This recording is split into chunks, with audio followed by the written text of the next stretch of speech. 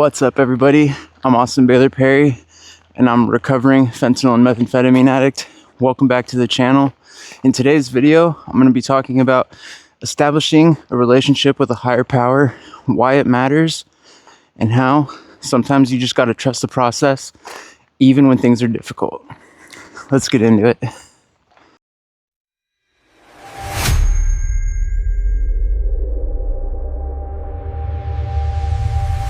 For most of my life, I have been a very spiritual individual. There's been a sort of spiritual calling inside my heart that's always sang out to me. But for most of my life, I didn't know how to answer the call. I didn't know how to be my authentic self, and I didn't know really how to connect with a higher power. At a young age, I was introduced to Catholicism and Christianity. My grandparents were Catholic. At every dinner that we had as a family gathering, we would say a prayer, and that was kind of my introduction to it. My family, as in my father and my mother, never forced me into any sort of conventional religion. However, inside of my heart, spirituality always had a home. At a young age, I would have all sorts of wild dreams. My parents would talk about how I would be talking in my sleep in other tongues. And at times it was extraordinarily difficult for me to deal with. And I didn't know for many, many years what it meant. As I got older, I found the New Age movement, spirituality, and it resonated. It completely resonated with me, and I began to dive in head first.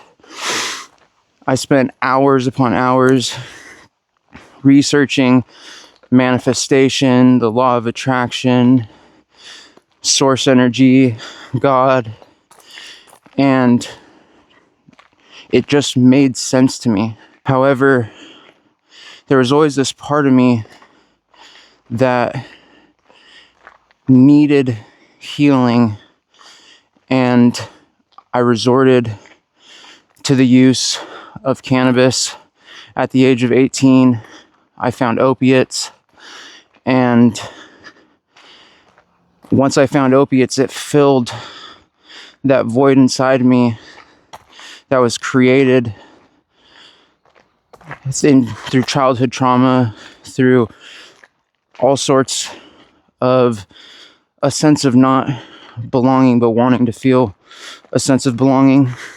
And during the years that I was involved in active addiction, the last 4 of which led to me being homeless on the street of Portland, Oregon, Vancouver, Washington, I was completely disconnected. All of the research and things that I had done on spirituality was completely lost on me. I had given up on that aspect of myself, and I was using substances as a means of filling that hole inside of me, or that, attaboy, that's awesome. I got 196 days today.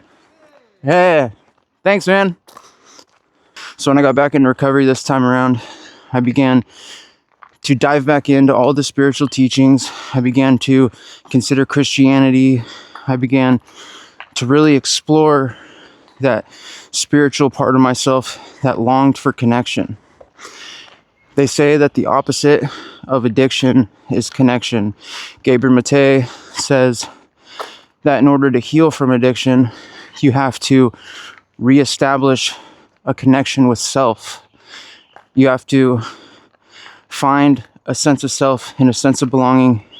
And that starts with the connection to source. It starts with the connection to a higher power of your understanding. That starts with the connection to God.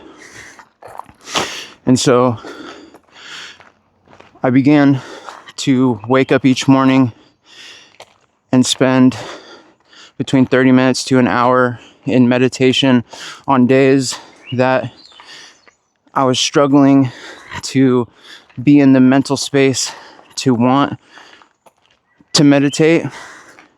I would commit to 5 minutes of meditation where I would just get totally quiet and observe my thoughts. And as I began to do so, my spiritual connectedness began to increase. I began to feel more of a connection to divine inspiration, and I began to act on that divine inspiration as I was making decisions in my day-to-day life. But I cannot stress enough how important it is to establish a higher power when you get sober. I can't establish enough what it feels like to finally feel a sense of healing. For so many years, like I said, I filled whatever void inside of myself with the use of drugs, fentanyl and methamphetamine at its peak, and until 196 days ago. And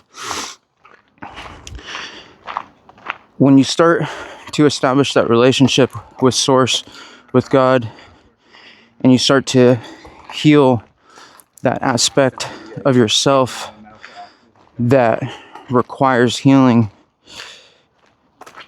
it's empowering. They say that addiction is a spiritual deficiency. So I realized that all the way dating back to my childhood, I was longing for a connection to Source, longing for a connection to God, but I was using drugs and alcohol to fill that void. So when you get into recovery, for all of you that are in recovery, I'm sure that you've been in the rooms of Alcoholics Anonymous or Narcotics Anonymous, and you've heard those same suggestions. And if you've acted on any of those suggestions, hit me in the comments below. Let me know who your higher power is, if you feel inclined to share what it's been like for you to establish a relationship and how important that's been on your recovery journey. For me, my higher power is Source, God, the Almighty, the creator of all things. And I asked for my higher power, I asked for God to remove my obsession to use when I got into recovery, and that obsession has been lifted. What I really want to talk about today is the importance of leaning into your higher power and leaning into your meditation, your prayer, when things don't go to preference, when you experience challenges, when you feel like or you perceive that you're on the right path, but things, for whatever reason, just aren't going according to your perceived plan. So recently, I had the opportunity in the treatment program that I'm in. Some of you know I'm in a 6-month treatment program at Lifeline Connections in Bellingham, Washington. And in this program, being that it's a long-term program, as you phase up in the phases, you get the opportunity to go out and seek out work. Recently, I went out and I applied for that job at Lowe's, and I got offered the position, and I was so stoked about it. Never thought far enough ahead to think that the felonies that are on my background or in my background would affect me in getting a job.